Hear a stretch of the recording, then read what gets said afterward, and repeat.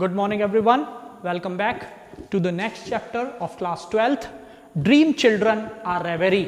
It is written by Charles Lamb. आपकी book special English अ voyage का chapter number 4 हमने लिया है इस वीडियो में। इसके पहले हम 3 चैप्टर्स कंप्लीट कर चुके हैं। उनके एक्सरसाइजेस के पीडीएफ भी आपको अपने व्हाट्सएप ग्रुप पर मिले होंगे और कुछ एक्सरसाइजेस हमने अपने वीडियो में भी सॉल्व करने की कोशिश की है। हालांकि we can not cover all the exercises, some of the exercises you have to do on your own. आगे बढ़ते हैं अब हम और 4th चैप्टर को समझते हैं। सबसे पहले हम जैसा हमेशा करते हैं, we should know a little bit about author first. इस ड्रीम चिल्ड्रन अ रेवेरी के ऑथर हैं Charles Lamb. Charles Lamb was born in 1775 and lived up to 1834. He was called, or he is still called, Prince of English Essayist. English Essayist यानी English Essays को लिखने वाले जो बहुत सारे famous लोग हुए हैं उनमें इनको प्रिंस कहा जाता है। मतलब इनका स्टाइल बहुत यूनिक और बहुत अच्छे एसेज इन्होंने लिखे। ये पहले तो क्राइस्ट हॉस्पिटल में इनकी स्टडी हुई। क्राइस्ट हॉस्पिटल एक बड़ा स्कूल प्लस कॉलेज है और इनकी दोस्ती उस वक्त कॉलेरिज, एस.टी. कॉलेरिज, जो हमारे बुक्स में जिनके और भी वर्क्स हैं, जिनको हम सैमुअल टेलर कॉलेरिज जो उनका पूरा नाम है, वो इनके फ्रेंड थे। बाद में इन्होंने ईस्ट इंडिया कंपनी में भी जॉब की, फिर इन्होंने अपनी जॉब आगे छोड़ दी। Lamb is remembered for his excellent autobiographical essays. इनके ऐसे की अगर हम खास बात देखें तो हमें इनकी पर्सनल लाइफ या यूं कहें कि पर्सनल लाइफ की ट्रेजेडीज का रिफ्लेक्शन इनके वर्क पे मिलता है। यानी इनके वर्क्स में काफ़ी कुछ हमें ये देखने को मिलता है कि इनकी पर्सनल लाइफ की जो परेशानियां हैं, जो चीज़ें हैं या मेमोरीज हैं, गुड या बैड, उनकी छवि या उनका प्रभाव इनके वर्क्स में है। और इस चैप्टर में ड्रीम चिल्ड्रन में भी ऐसी ही किसी मेमोरी के बारे में भी एक डिस्क्रिप्शन है और जो काफ़ी अच्छे वे में, बहुत ही इफेक्टिव वे में हमें बताया गया है। इन्होंने लगभग जब ये लगभग 50 इयर्स के होने वाले थे, इन्होंने इनके बेस्ट एसेज उस वक्त लिखे और ये चीज़ इनके वर्क से देखकर क्लियर होती है कि ये अपनी ये फैमिली लाइफ के लिए बहुत he was longing very much for the family life, जो इन्हें नहीं मिल पाई क्योंकि इनके जो भाई थे उनकी भी अनटाइमली डेथ हो गई। इनकी जो सिस्टर थी वो शी वॉज मेंटली इल और we should say mentally challenged, तो वो बीमार हो गई, पागल हो गई। इसी फिट ऑफ मैडनेस में चार्ल्स लैम्ब की मदर को उसकी सिस्टर ने, यानी चार्ल्स लैम्ब की सिस्टर ने स्टैब कर दिया था, चाकू से मार दिया था। वो भी ट्रेजेडी इनकी लाइफ में बहुत बड़ी थी, जिसका प्रभाव भी इनके वर्क्स में देखने को मिलता है। इन्होंने बाद में शेक्सपियर की वर्क से प्रभावित होके कुछ अच्छे वर्क्स लिखे। तो इनकी एसेज ऑफ इलिया करके एक बहुत ही फेमस बुक आई, एक उसकी वजह से ये काफ़ी फेमस थे। और एक बच्चों की बुक जिसमें स्टोरीज हम कह सकते हैं शेक्सपियर के, उससे टेल्स जो कह सकते हैं, वो ली, उस वजह से भी ये काफ़ी फेमस हुए। और इनकी सिस्टर का जो नाम था वो मैरी था, जो इनके साथ रही अपने लास्ट टाइम ऑफ लाइफ में। फिर इन्हें जब इनकी डेथ हो गई, इन्हें एक जगह पर he was buried at a place and after almost after a decade जब उनकी सिस्टर की डेथ हुई तो उन्हें भी चार्ल्स लैम्ब के पास, इनके भाई के पास दफना दिया गया। तो हम ये तो थी जानकारी थोड़ी सी चार्ल्स लैम्ब के बारे में। हम चैप्टर के बारे में थोड़ा सा देखें। इस चैप्टर में वो बताते हैं कि बच्चे जो होते हैं, children, they love to listen the stories about their elders.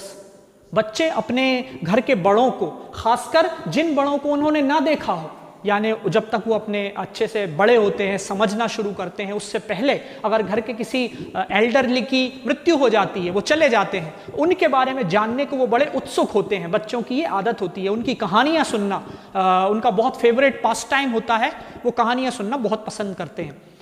तो ये बताता है कि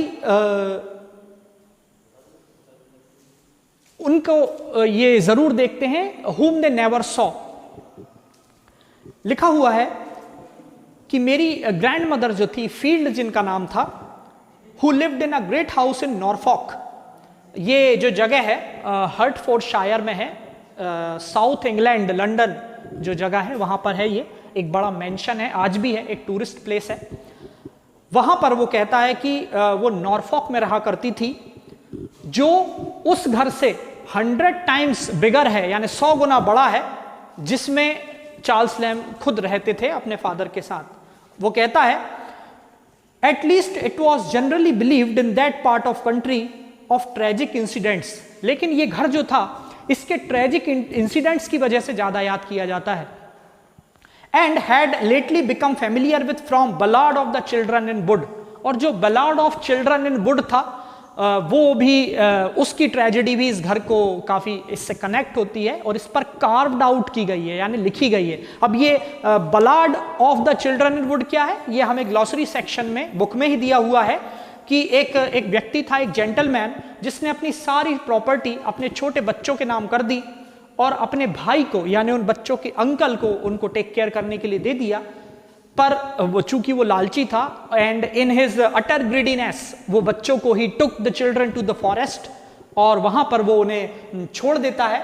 वैसे वो 2 साथी होते हैं, तो एक को दया आ जाती है और वो बच्चे को मारने को रिफ्यूज कर देता है, वो बच्चों को मारना नहीं चाहता, और वो उस कंपेनियन को, साथी को ही मार देता है और बच्चों को वहां छोड़ आता है।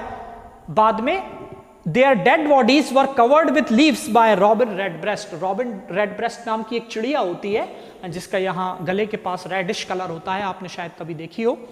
तो रॉबिन रेडब्रेस्ट जो है उसे कवर कर देती है पत्तियों से, और ये जो पूरी बच्चों की डेथ की स्टोरी है, ये बलार्ड के तौर पे, एक सॉन्ग के तौर पे गाई जाती है। और वो पूरी स्टोरी इस नॉरफॉक के बड़े हाउस में, जो इस चैप्टर में बताया गया है, जहां चार्ल्स लैम्ब की दादी फील्ड, ग्रेट ग्रैंडमदर, परदादी फील्ड रहती थी, वहां पर वो क्या है, एक लकड़ी के चिमनी पीस पर उसे कार्व्ड आउट करके लिखा गया है, यानी उकेर कर लिखा गया है। और कब तक ये लिखी रही, आगे लिखते हैं, till a foolish rich person pulled it down, जब तक उस चिमनी को, उस लकड़ी के वुडन वर्क को और उस पर लिखी हुई इस स्टोरी को, जब तक एक फूलिश व्यक्ति ने, एक मूर्ख आदमी ने उसे तोड़वा नहीं दिया, ब्रेक डाउन कर दिया, डिसमेंटल कर दिया, और set up a marble, one of modern invention, और उसकी जगह उसे मार्बल से रिप्लेस कर दिया, एक मार्बल के खूबसूरत एक फर्नीचर या एक पत्थर के डिजाइन से रिप्लेस कर दिया, with no story upon it, और अब इस मार्बल पर ऐसी कोई स्टोरी नहीं लिखी थी जो वो वुडन चिमनी पर लिखी हुई थी। Her Alice put out one of her dear mother's look, और इस बात को सुनकर, उस व्यक्ति की इस मूर्खता को कि उसने वो लकड़ी का चिमनी पॉट तोड़वा दिया और वहां मार्बल का वो लगवा दिया है, इस बात को सुनकर जो एलाइस है, एलाइस कौन है, यहां पर 2 बच्चे बताए गए हैं, जॉन और एलाइस, जो चार्ल्स लैम्ब की स्टोरी, जो वो अपनी दादी के बारे में या अपने बचपन के बारे में बता रहा है, उसे ये दोनों बच्चे बड़े ध्यान से सुन रहे हैं। तो जो दोनों बच्चों में से, जॉन और एलाइस में से, एलाइस जो है, इस बात को सुनकर कि उसने वो चिमनी पॉट हटवा दिया और मार्बल लगवा दिया, इस बात को सुनकर वो जो बच्ची है वो अपनी मदर के जैसा एक गुस्से वाला लुक देती है, पर too tender to be called upbreeding, पर वो इतनी सौम्य है, इतनी छोटी है, कोमल है कि उसका गुस्सा उसके एक्सप्रेशन से पूरी तरह से नजर नहीं आ पा रहा, विजिबल नहीं हो रहा है, पर वो गुस्सा कर रही है, ये बात समझ में आ रही है। फिर वो कहता है, then I went on to say how religious and how good their great grandmother Field was. वो अपने बच्चों को, यानी जॉन को और एलाइस को बताता है कि किस तरह उनकी जो ग्रेट ग्रैंडमदर थी फील्ड, वो कितनी धार्मिक, कितनी रिलीजियस थी और कितनी बिलव्ड थी, सब लोग उन्हें बहुत चाहते थे, and respected by almost everybody, और सभी लोग उनकी बहुत ज्यादा प्रशंसा करते थे, उनका सम्मान करते थे।